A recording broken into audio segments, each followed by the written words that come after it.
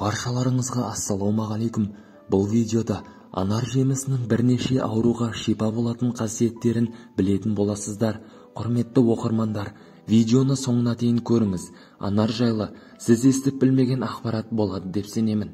Достар, арнаға жазылып, лайк басуды ұмытпаңыздар. Сіздердің болмашы әрекеттеріңіз бізге үлкен қуаныш және шабыт сыйлайды.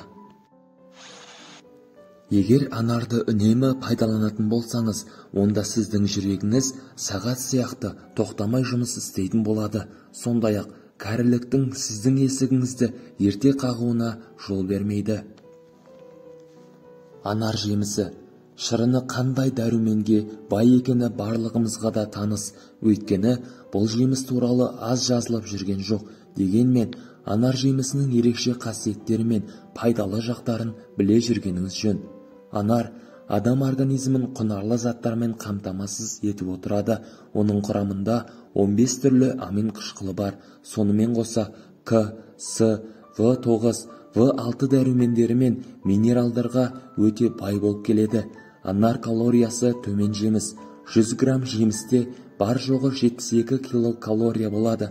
Шырынын құрамында танин болуына байланысты және жемісінің қабығын медицинада асқазанның жұмысы бұзылғанда, ал кепкен бұтақтары мен діңінің қабығын ішек құртына қарсы дәрі ретінде қолданады екен.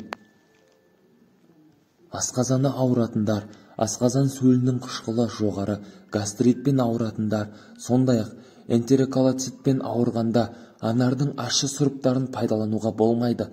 Қанның құрамында темір аз болса және адам сүйектері сынғанда тез бітіп кетуі үшін анарды жеу керек.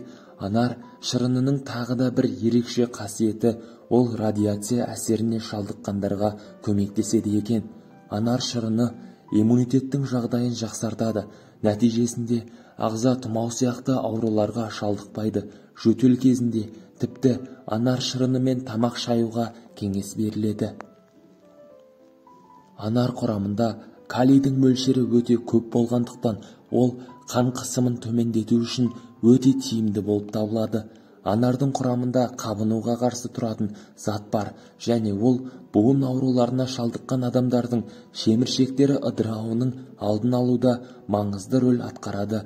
Анар шырыны сондай-ақ адамды буын қабынуына шалдықтыратын ферменттердің артуына кедергі жасайды және шеміршектердің бұзылуының алдын алады.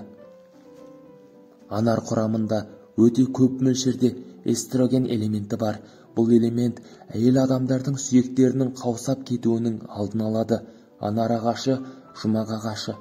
Ибн Аббастың жеткізуінше, біздің пайғамбар, оған Алланың игілігі мен сәлемі болсын, анар дәндерін біртіндеп жейтін. Біз одан неге олай жасайсыз дегенімізде, жер бетінде бойында бір дәні жаннаттан болмаған, бірде-бір анар ағашы жоқ. Мен осы дәндердің бірі жаннаттық деп үміттенемін деп жауап берді. Али, Алла разы болсын, Алла елшісінің оған Алланың сәлемі мен игілігі болсын, анардың қызыл етін жеңіздер, себебі ол асқазанды тазартады деп айтқанын естіген. Анар косметика саласында аса кең таралған, ол теріні бос радикалдардың әсерінен қорғайды. Анар көп жылдық жеміс ағашы. Жерорта теңізі, Орталық Азия, Кавказ, Қырым аймақтарында өсетін ежелгі жеміс. Жеміс ағашының бойы 5-6 метрге дейін барады. 80 жылға дейін, кейде одан да көп өмір сүреді. 3-4 жастан кейін жеміс береді. Жемісін жерге түсірмей тұрып алады. Сәуір айында гүлдеп, күзде жеміс береді. Анардың шырыны мен қабығын медицинада көптеген ауруға қарсы қолданады. Анар шырыны қанасыздыққа қарсы жақсы ем болып табылады. Оның құрамы қант, таниндерге, С дәруменіне бай болып келеді. Анар шырынын күнде ішіп жүрсе, жүрек, қан тамырларының қызметі жақсарады. Сонымен қатар анар шырыны әсіресе әншілер үшін өте пайдалы. Ол дауыстың таза әрі әуенді шығуына көмектеседі. Сондай-ақ анар суы шөлді басып, дене қызуы мен артериялық қысымды түсіреді, тәбетті көтереді екен.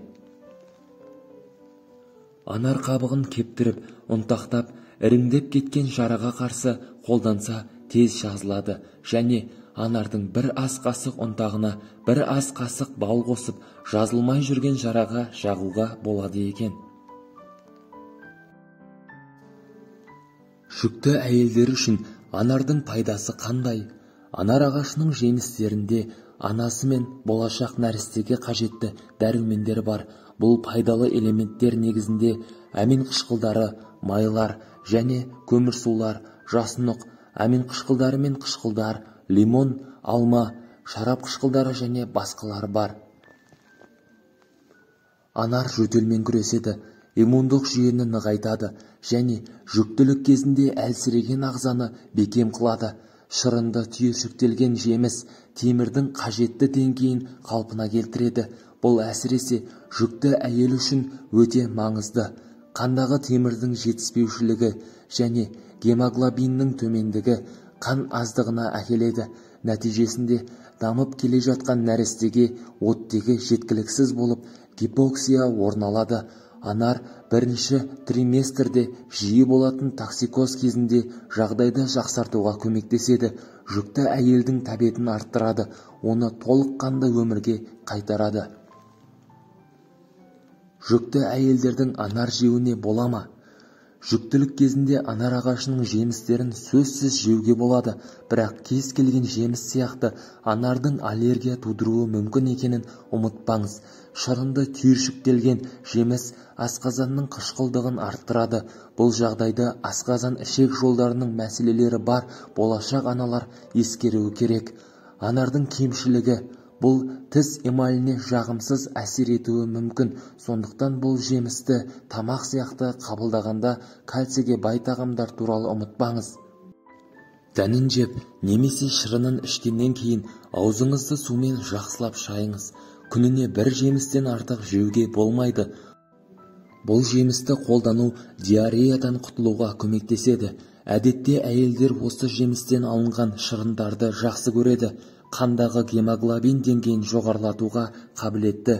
Үй жағдайында көбіне шырын дайындаған дұрыс. Егер бұл мүмкін болмаса, сатып алмақ болған өніміңізді мұқият зерттеңіз. Ешқашан шәрбатын алмаңыз. Анар шырыны халықаралық стандарттарға сәйкес келуі керек. Түсі мен консистенциясы жоғары қоспалар мен консерванттар болмау керек. Шырынның жарамдылық мерзімін және шығарылған жерін тексеріңіз.